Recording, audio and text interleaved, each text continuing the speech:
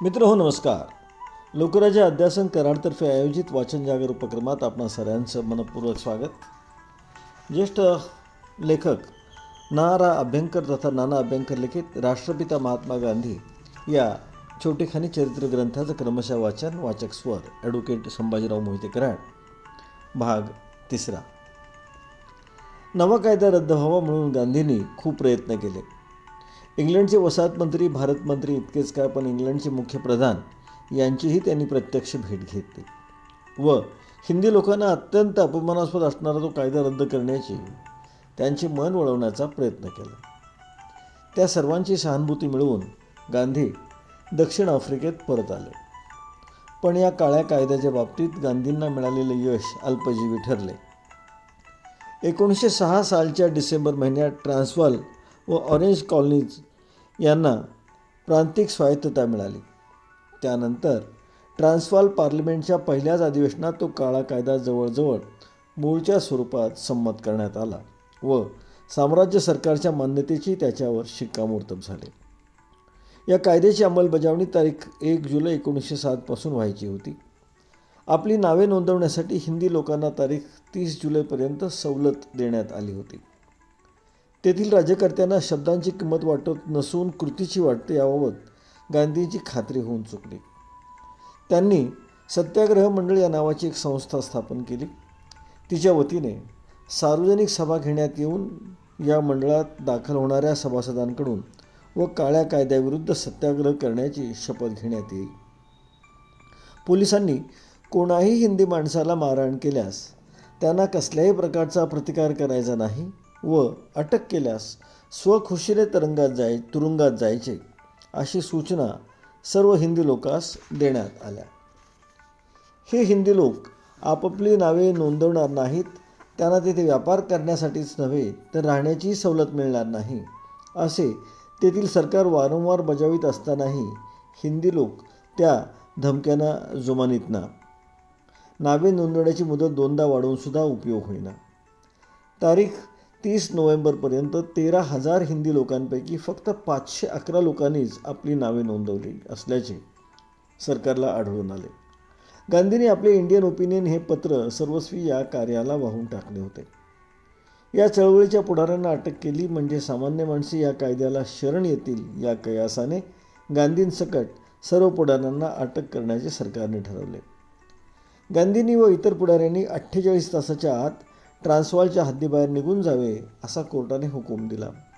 गांधींनी हा हुकूम अमान्य केल्यामुळे त्यांना 2 महिने तुरुंगवासाची शिक्षा झाली. गांधी तुरुंगातून सुटल्यावर सरकार प्रमुख जनरल स्मट्स यांनी त्यांना मुलाखतीसाठी बोलावून घेतले. त्यांनी गांधींची अशी समजूत घातली की या कायद्याचे पालन करण्यासाठी नव्हे तर खुशीने हिंदी लोकांनी आपली नावे नोंदवावे. बहुसंख्य हिंदी लोकांनी असे केले तर हा काळा कायदा काही दिवसांनी रद्द करण्यात येईल असेही गांधींना त्यांनी आश्वासन दिले. तेव्हा आपली नावे स्वखुशीने नोंदवणे हे आपले आता कर्तव्य ठरते हे गांधी लोकांना समजावून देऊ लागले. गांधींनी जनरल स्मट्सकडून हजारो पाऊंडांची लाच खाल्ली असली पाहिजे अशी एका पठाणाला शंका आली आणि गांधी स्वतःचे नाव नोंदवण्यासाठी नोंदणी ऑफिसात गेले तेव्हा पठाणाने आपल्या हातातील दंडुका त्यांच्या डोक्यावर हाणला. गांधींच्या तोंडून फक्त हे राम एवढेच शब्द बाहेर पडले आणि ते मूर्छित पडले. मग इतर पठाणांनी त्यांना लाथा मारायला सुरुवात केली. भोवतालच्या लोकांनी त्या पठाणांना पकडून पोलिसांच्या ताब्यात दिले. शुद्धीवर आल्याबरोबर गांधींनी आपले नाव नोंदवले. 10 बोटांचे ठसे दिले. आपल्याला मारहाण करणारे पठाण आपणाला दोषी वाटत नसल्याचे गांधींनी सरकारला कळवले.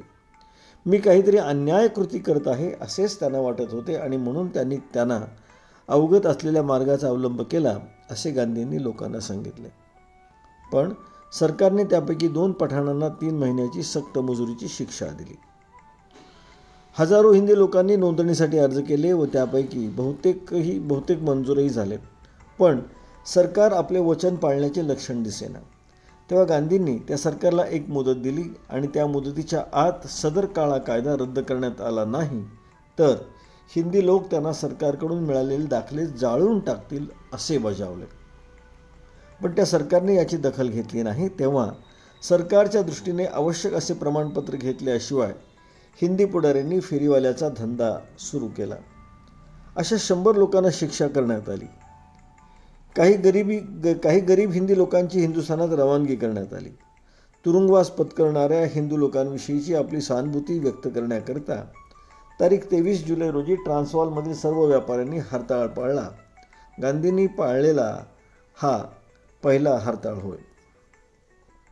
16 ऑगस्ट रोजी जोहान्सबर्ग येथे हिंदी लोकांची अतिप्रचंड सभा भरवण्यात येऊन गांधींनी सभेस जमलेल्या लोकांना आपले दाखले जाळून टाकायला सांगितले. गांधींचा जो पठाण मारेकरी त्या सभेस हजर होता त्याने व्यासपीठावर जाऊन भाई गांधींवर पूर्वी आपण अन्याय केल्याचे जाहीररित्या कबूल केले आणि आपला दाखला होळीत टाकण्यासाठी गांधींच्या हवाली केला. 2000हून अधिक दाखल्यांची होळी झाली. जनरल स्मट्सनी गांधींना पुन्हा मुलाखतीसाठी बोलवले, पण कसलीही तडजोड न झाल्यामुळे हिंदी लोकांची पुन्हा सभा भरवण्यात येऊन अनेक दाखल्यांची पुन्हा होळी झाली.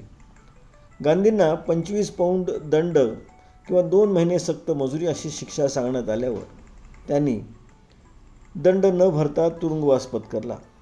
इंग्लंडमध्ये सभा भरवण्यात येऊन या शिक्षेचे जाहीरपणे निषेध करण्यात आला. गांधी तुरुंगातून सुटले तेव्हा कस्तुरबाई आजारी होत्या. गांधींनी त्यांना मीठ व सर्व प्रकारची कडधान्ये वर्ज्य करण्यास सांगितले.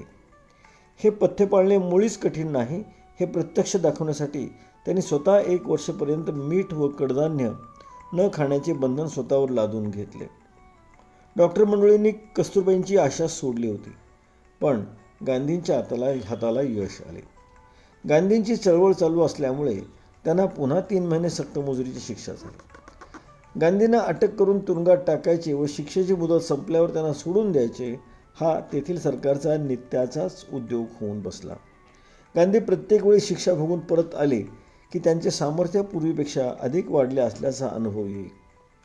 तुरुंगात असताना त्यांनी पाश्चात्य लेखकांच्या ग्रंथाबरोबरच मनुस्मृती, उपनिषदे यांचाही चांगला अभ्यास केला.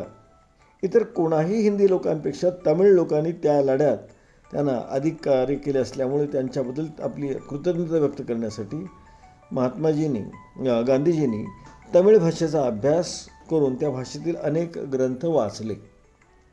गांधींच्या कामाचा व्याप इतका वाढला होता की त्यांना रोज 4 ताससुद्धा झोप मिळत नसे. जनरल स्मट्स इंग्लंडला जाणार असल्याचे समजल्यावर गांधींनी आपले एक शिष्टमंडळ घेऊन इंग्लंडला गेले. तेथे त्यांना अनेक क्रांतिकारक हिंदी तरुणांशी परिचय झाला. गांधींना त्यांच्या शूर वृत्तीबद्दल कौतुक वाटे, पण ते आचरित असलेला मार्ग चुकीचा असल्याचे त्यांचे मत होते. इंग्लंडला गेल्यावर त्यांनी अनेक इंग्रज अधिकाऱ्यांच्या मुलाखती घेतल्या, पण त्यांचा तो इष्ट परिणाम झाला नाही. इंग्लंड ते आफ्रिका या प्रवासात त्यांनी हिंदी स्वराज्य हे आपले गुजराती भाषेतील पुस्तक लिहिले. 10 दिवसात त्यांनी 271 पाने लिहिली. या पुस्तकात द्वेषाऐवजी प्रेम, अत्याचाराऐवजी स्वार्थत्याग आणि ऐहिक सामर्थ्यापेक्षा आत्मिक सामर्थ्यावर भर देण्यात आलेला होता. हे पुस्तक पहिल्याने इंडियन ओपिनियनमधून क्रमशः आणि नंतर स्वतंत्रपणे प्रसिद्ध करण्यात आले. हे पुस्तक हिंदुस्थानात आल्यावर 1910 साली मुंबईत सरकारने ते जप्त केले. 1909 साली हिंदी काँग्रेसच्या अधिवेशनात दक्षिण आफ्रिकेसंबंधाने ठराव मांडताना गोखले म्हणाले की दक्षिण आफ्रिकेत हिंदी लोकांवर होत असलेला अन्याय दूर करून घेण्याच्या बाबतीत गांधींनी केलेले कार्य अमर आहे. त्यांच्या नावाचा उच्चार होताच वर्तमान किंवा भविष्यकाळही प्रत्येक हिंदी माणसाचे मस्तक आदराने नम्र होईल आणि त्याची छाती अभिमानाने फुगून येईल यात मला यत्किंचितही शंका वाटत नाही. मी तुम्हाला छातीठोकपणे सांगतो की गांधींपेक्षा अधिक पवित्र, अधिक उमदा, अधिक शूर आणि आत्मिक सामर्थ्याने अधिक संपन्न असलेला मनुष्य या क्षणापर्यंत जन्मास आलेला नाही. गांधी हे पुरुषातील पुरुषोत्तम, शूरातील शूर आणि देशभक्तांचे मुकुटमणी आहेत. हिंदी मानवतेचे ते मूर्तिमंत प्रतीक आहेत असे म्हणण्यास काही प्रत्यवाय नाही. कालेनबाख या नावाचे एक जर्मन गृहस्थ गांधींचे निकट मित्र होते. त्यांनी आपल्या मालकीची 1100 एकर लागवडीची जमीन सत्याग्रहींना व त्यांच्या कुटुंबियांना मदतीसाठी देणगी म्हणून देऊन टाकली. गांधींनी व त्यांच्या या मित्राने त्या जागेत अनेक घरे बांधून एक लहानशी वसाहतच तयार केली. त्याला त्यांनी टॉल्स्टॉय फार्म असे नाव दिले. त्या वसाहतीत राहणाऱ्या सर्वांनाच अनेक नियम पाळावे लागेल. ही सर्व माणसे उपजीविकेच्या दृष्टीने स्वावलंबी व्हावी म्हणून त्यांना लहान लहान धंदे शिकवण्याचा उपक्रम सुरू करण्यात आला. कालेनबाखने चपला तयार करण्याची कला गांधींना शिकवली. त्यानंतर ती कला गांधींनी इतरांना शिकवली. तेथील मुलांसाठी शाळा काढण्यात येऊन गांधी व कालेनबाख शिक्षकाचे काम करू लागले. गांधींना अलीकडे वकिलीच्या कामात वर्षाकाठी 5-6 हजार पाऊंड मिळत व त्यातील बहुतेक पैसे ते सार्वजनिक कामात खर्च करीत. पण 1910 सालापासून त्यांनी वकिलीचा धंदाच सोडून दिला. गोखल्यांशी त्यांचा पत्रव्यवहार सतत चालू होता. गोखल्यांनी एकदा दक्षिण आफ्रिकेत भेट द्यावी असा गांधी सतत आग्रह करीत. 1911 साली ऑक्टोबर महिन्यात गोखले केपटाऊनला पोहोचले. दक्षिण आफ्रिकन सरकारने त्यांची उत्कृष्ट बडदास्त ठेवली. जोहान्सबर्गमध्ये येथे त्यांना सोन्याच्या पत्र्यावर कोरलेले मानपत्र देण्यात आले. तेथील सरकारच्या मंत्र्याशी गोखल्यांची मुलाखत झाल्यावर गोखले गांधींना म्हणाले, आमच्या आताच्या मुलाखतीत सर्व काही ठरवून गेले आहे. मी या मंत्र्यांकडून काळा कायदा रद्द करण्याचे आश्वासन मिळवले आहे. त्यावर गांधी म्हणाले, त्यांच्या या आश्वासनामुळे आमच्या मागण्या न्याय्य होत्या हे आपोआपच सिद्ध झाले आहे आणि म्हणूनच पुन्हा झगडण्याचा प्रसंग आल्यास आम्हाला दुप्पट उत्साह वाटेल.